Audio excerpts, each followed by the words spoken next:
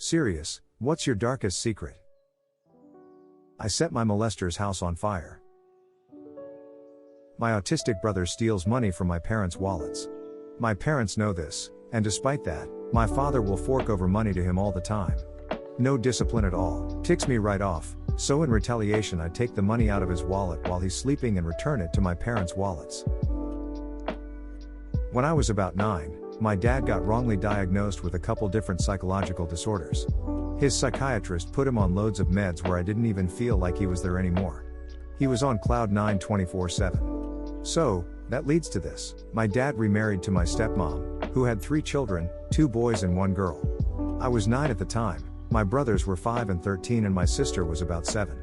My oldest stepbrother regularly molested and raped my younger brother and sister. This problem carried into a lot of other things, rape/molestation between my 2 youngest siblings, as well as acting up.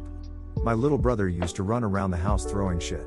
Yes, literally his own shit. He would do it as bad behavior, but would mainly do it when my oldest brother was chasing and trying to catch him. I'd wake up in the middle of the night to him touching them, telling them to be quiet. To this day, I just remember the look on his face and in his eyes while in the moment. I will never forget it. He was eventually put in juvie. My stepmom used to make me sleep outside on the ground. If I fell asleep inside, she would wake me up, drag me by whatever limb she could hold onto and put me outside. No blankets, no pillow. Nothing. 100 degrees or 25 degrees. Didn't matter.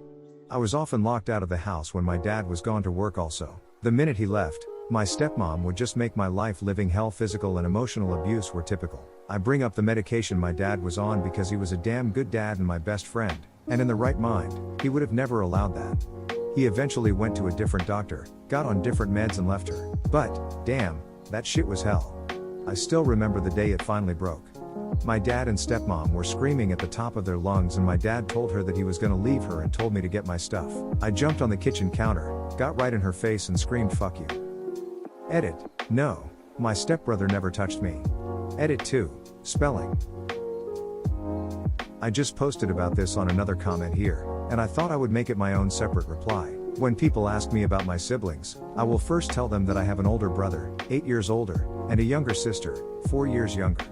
The full truth is, I once had another sister, Brittany. She was a year and a half younger than me. During my mother's pregnancy with my sister Brittany, a test showed that my sister may have had a birth defect, maybe Down syndrome, but a later test showed that everything seemed okay. Nobody suspected a thing, and nothing seemed out of the ordinary, until she was born. When she was born, they saw that she had a cleft lip and palate. This was how they first noticed her problem.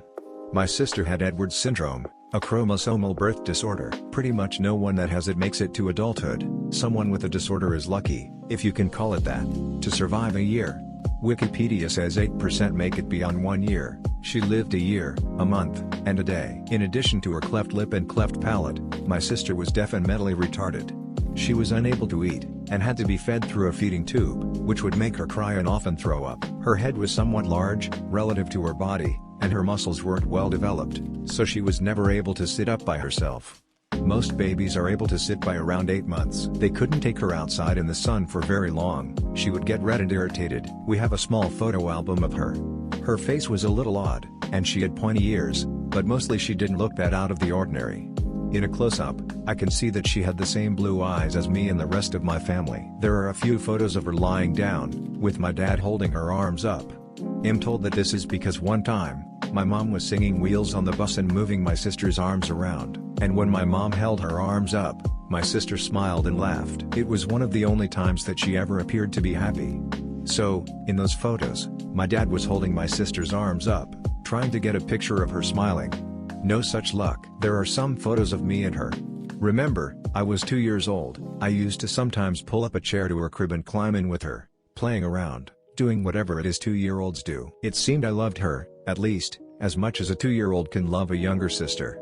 But I have absolutely no memory of her. Everything I know of her is secondhand, through my mother and those photos, and I have no idea how my sister's life and death may have affected me. Initially, my parents didn't want to do the surgery to fix my sister's cleft palate.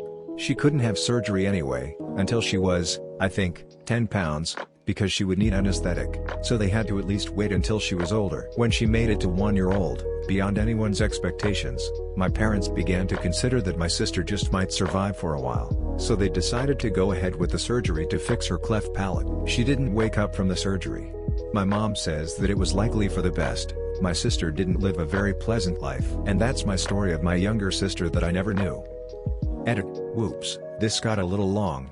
I don't know if anyone will read it. But I mostly did this for myself. This is my account of everything I know of my sister. I occasionally pay hot girls to beat me up. When I was very little, probably around 3 to 4, I used to play a game with my parents where I'd go to the bathroom and brush my teeth before bed, and when I got to my room they'd pretend to be asleep and I'd find creative ways to wake them up. Being so young, I thought my dad was superhero-style indestructible, and in thinking so I decided to try something that would hurt a kid like me but wouldn't harm him at all since he was big. I found a pencil laying on the desk and tried to stab him in the eye with it. Luckily, he was peeking, and stopped me just before I did it. To this day it gives me a sinking feeling in my stomach, thinking about what might have happened. DL, doctor, I almost stabbed my dad in the eye with a pencil while he was pretending to be asleep.